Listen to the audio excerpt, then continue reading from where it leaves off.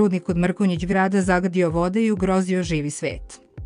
Rudnik kod Mrkonjić Grada zagadio vode i ugrozio živi svet, a inspekcije u Republici Srpskoj ćute. Da li ruda ide za Srbiju?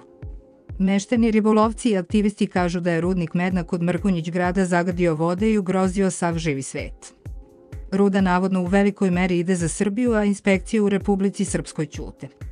Meštani sela Medna nadomak Mrkonjić Grada već 2 godine se bore sa investitorom koji je početkom 2021. godine dobio dozvolu za otvaranje rudnika.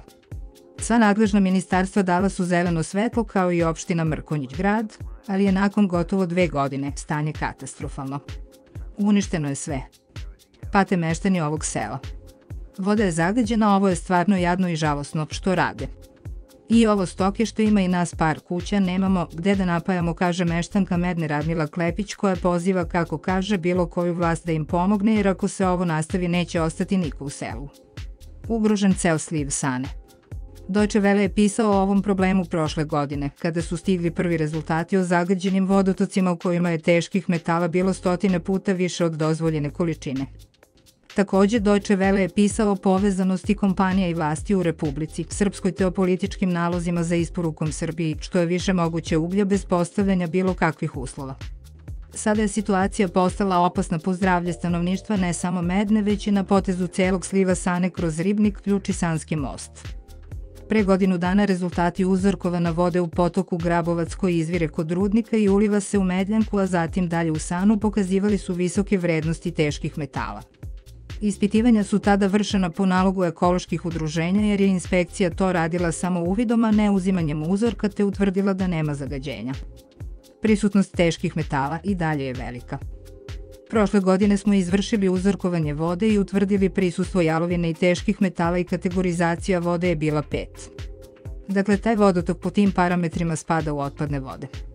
Novo uzorkovanje smo izvršili pre 15 dana i dobili smo gore podatke, posebno u reci Sani, gde je utvrđena nedovoljna količina kiseonika, kaže Vladimir Topić iz Centra za životnu sredinu, napominjući da je to pogubno za kompletan biljni i životinjski svet u celom slivu.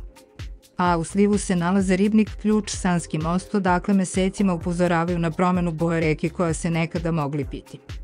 Od Inspektorata Republike Srpske tražili su informacije o stepenu zagađenosti, ali ih još nisu dobili, iako su uzorci uzeti još u januaru. Ima li iko u državi? Bila siva, žuta, crvena, neodređeno. Prođe pa opet. Sve zbog rudnika Medna.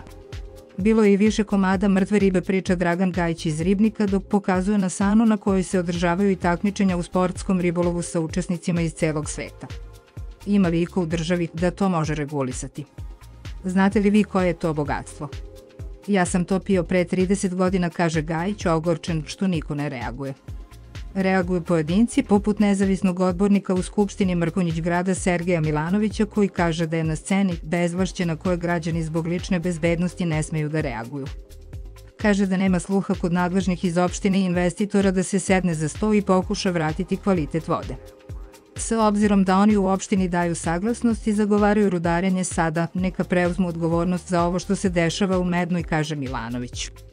Nama su došle naše analize vode. Rudnik radi, mašine su tu, ovde nema ništa apstraktno, istraga je vrlo jednostavna. Potrebno je podneti krivične prijave protiv odgovornih lica za ugrožavanje zdravlja stanovništva, kaže Milanović, tvrdeći da je vlast u sprezi sa organizovanim kriminalom, a da rudnik vode sumnjivi ljudi. Inspekcija ćuti. Svašta se priča ko vodi rudnik, da je u vlasništvu nekoga iz Srbije. Tačno je da ruda odlazi u Srbiju, a da kamioni voze teret veći i za 30 tona od dozvoljenog, što se ne bi moglo desiti da je sve legalno, kaže Milanović, navodeći takođe kao argument ignorisanje Inspektorata Republike Srpske. A u Inspektoratu Republike Srpske MUK.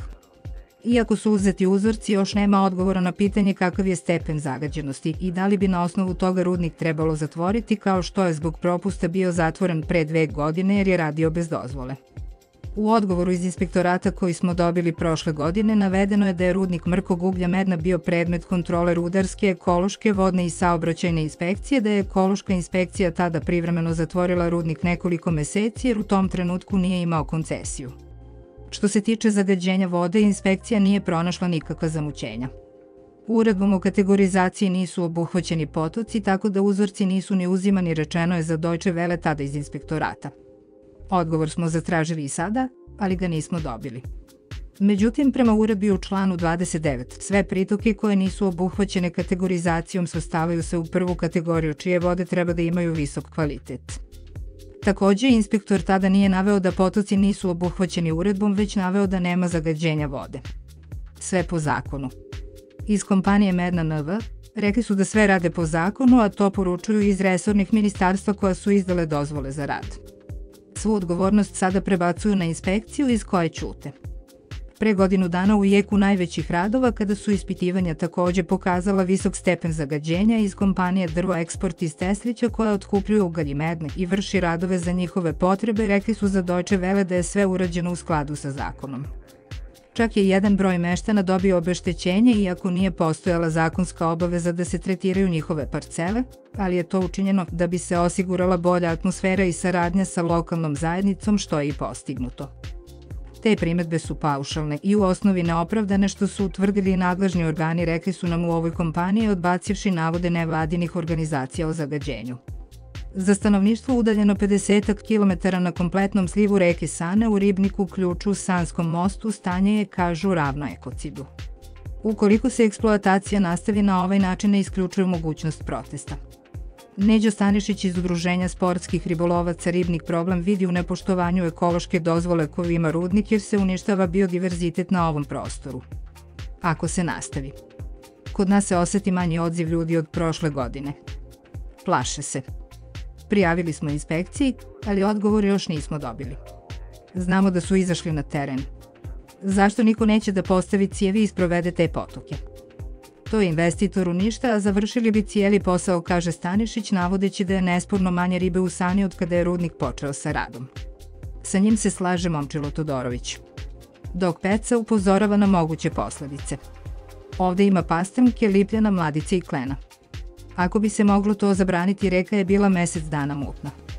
Ako bi se tako dalje dešavalo, bojim se da bi riba bila uništena, kaže Todorović. Ministarstvo energetike i rudarstva Republike Srpske je sa pravnim licem Medna NV iz Mrkonjić Grada zaključilo ugovor o koncesiji na lokalitetu Medna još 2018. godine. 2 godine kasnije okončana je faza istraživanja, a nakon pribavljanja svih mišljenja ušlo se u postupak dodele koncesije, nakon čega je Komisija za koncesije dala pozitivno mišljenje. Resorno ministarstvo je nakon toga odobrilo izvođenje rudarskih radova, kao i rešenja o upotrebi rudarskog objekta na ovom lokalitetu.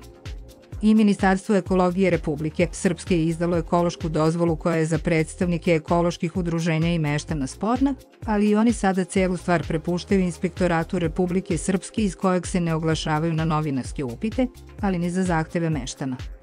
Izvor: Deutsche Welle.